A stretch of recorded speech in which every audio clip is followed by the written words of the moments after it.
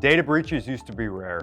The manufacturing environment was isolated and exempt from the threat of cybersecurity. However, with increased connectivity and expanding sources of threats, we see a real need to be a technical resource for our customers in this arena. Recently, the U.S. Cybersecurity and Infrastructure Security Administration warned of a critical vulnerability that could allow hackers to remotely connect to Rockwell Control and Compact Logic's controllers and alter both configuration and application code. Even more troublesome is that this vulnerability requires a very low skill level to exploit. If you haven't seen this yet, click the link below for the full article.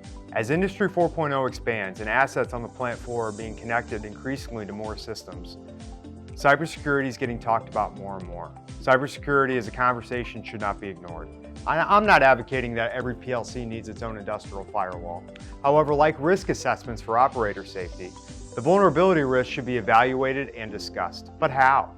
For most plants, there's still a gap that exists between IT and OT. Our partner Phoenix Contact has a full line of cybersecurity appliances called the mGuard. This family is an industrial firewall, NAT router, and some versions offer VPN connectivity. NEFF is an automation distributor, and across our 14-state footprint, we have folks with their CWNA certs. They're certified network administrators. They're automation people that speak IT and are here to help assess risk and advise an industrial solution. Let's take a closer look at the mGuard. Open up your web browser and type in the default IP address and login credentials. From the main configuration page, click on Network and then Interfaces. Basically, we want to ensure that the router is in router mode and set an IP address for Net Zone 1, which is the wide area network port. Also, we want to confirm the IP address of Net Zone 2, or the local area network port, is appropriate for the control network. Once complete, let's click the NAT tab and set up translation rules. In the one-to-one NAT area, add a row and enter the IP address of the local device that we want to translate to the higher level network. Then, enter the IP address of the local device that will be translated to on the higher level network. Optionally, we can also add a comment here to know what the device is actually being translated to. Click the Save button to store these settings. And to configure the firewall to allow traffic to flow freely through both directions of the router, click on the Firewall tab and then Rules. Here we'll add a rule for the traffic incoming from Net Zone 1, or the higher level network, to Net Zone 2, or the local machine network. Using the default settings for the rule of an IP address of 0.0.0.0 and a mask of 0 for both entries, this allows traffic to flow both directions through the firewall. However, this is where we would define specific IP addresses and refine which traffic is allowed through the firewall. One of the cool things here is we can control both incoming and outgoing, so Net Zone 1 or Net Zone 2.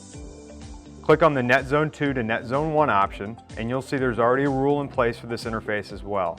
Click the Save icon to store these settings, and congratulations, your mGuard is ready to be installed on your network. To configure the mGuard firewall rules using the Firewall Assistant, log into the web-based management. Under Network Settings, notice we already configured the IP addresses for both net zones, as well as established a single NAT rule. Under Network Security, we'll want to check the firewall, and in our case, delete any existing rules so that the Firewall Assistant runs properly.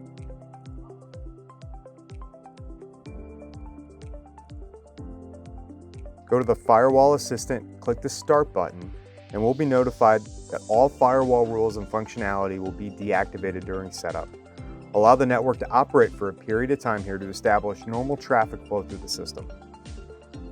Once completed, click Stop and confirm.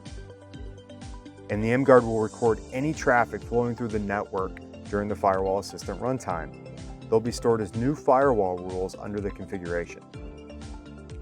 Review these rules and determine which traffic is desirable and which isn't necessary.